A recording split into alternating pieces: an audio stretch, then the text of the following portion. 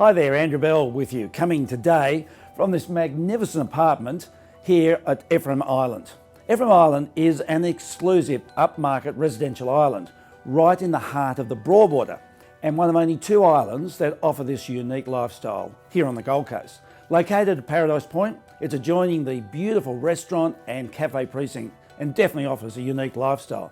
This particular apartment is rare, a big 3-bedroom of 255 square metres, and it has complete uninterrupted views in an easterly direction across the Broadwater to South Stradbroke Island, the National Park and beyond. It truly is one of the great views of the Gold Coast.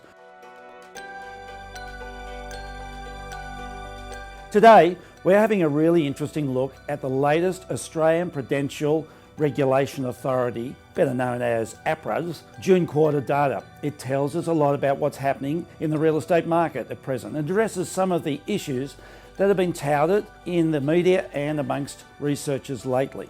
Looking at the lending in the June quarter, we see that there was $98.4 billion in new mortgages, which was made up of $64.4 billion for owner-occupiers and $34 billion for investors.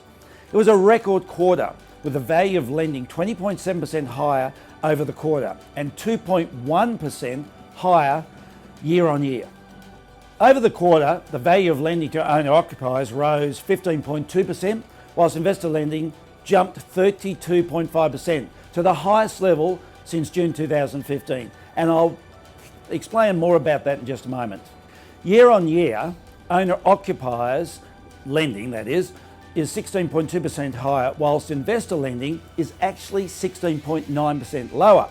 Now, the overall data shows that there's been a rebound in new lending to investors. The reason for this is that the APRA imposed regulations of a couple of years ago limited growth in lending to investors to 10% per annum for the regulated banks. And take note that that doesn't apply to the unregulated lenders.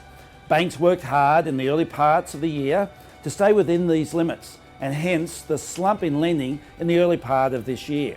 Many banks now find that they're well within the limits, so they have the scope to dial up their lending, and this accounts for the growth in lending that occurred in the last quarter.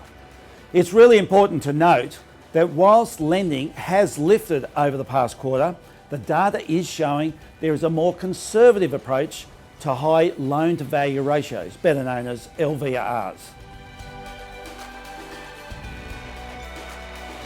Looking at the LVRs on new mortgages over the June quarter, it's clear that lenders and all borrowers are becoming more conservative and using larger deposits. During that quarter, a record high of 78% of mortgages had LVRs of less than 80%, meaning that the borrower had a deposit that was at least 20%. The report is also showing the value of lending for LVRs of less than 60% is up 19.2%. That's a huge growth and certainly reflects more conservative lending and borrowing practices. By the way, the data also shows that the average outstanding mortgage balance across Australia is $252,100, which is 4.5% higher than the year to June 2016. Now, the APRA regulations have led to another fascinating development. There's a huge growth in non-bank lending. Unfortunately, there's no official statistics on this, but anecdotal evidence suggests that private groups are lending Aussie companies and individuals billions of dollars each week to lend out to secured mortgage companies. What we can see is that if the big four banks had continued growth in their investment housing lending book at the same rate that they did in 12 months ending June 15, and before the new regulations came in, they would have had lent about an additional $68 billion. There's pretty clear evidence that this gap has now been filled by the non-bank lenders. Pretty fascinating development.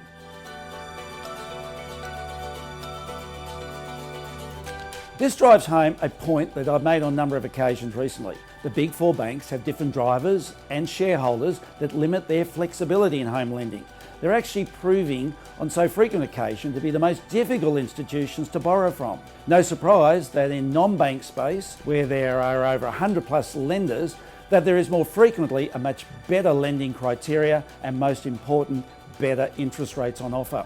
I know how tempted most of us are to stick with the big four banks when we're seeking a mortgage. But as our loan market specialist team leader, Phil Rogers, tells us, he's processing loans on a daily basis through non-bank lenders on much better deals than the big four banks. If you do want to check in on your loan, or if you're seeking a new loan, I've got Phil's details on screen now. Give him a call and make sure you're getting the best deal possible.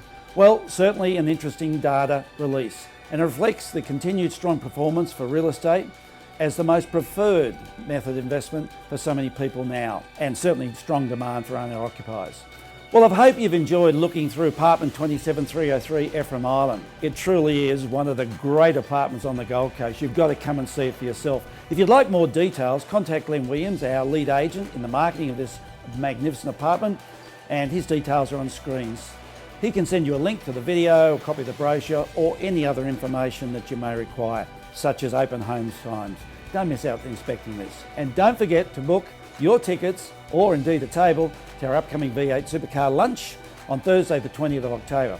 It's a fabulous day and a great networking day for Gold Coast businesses, or simply for fans of the GC600. Selena Carsten, our event coordinator, details are on screen now. Well, I'll be back to you in a fortnight's time with more interesting news about the real estate market. Stay safe till then.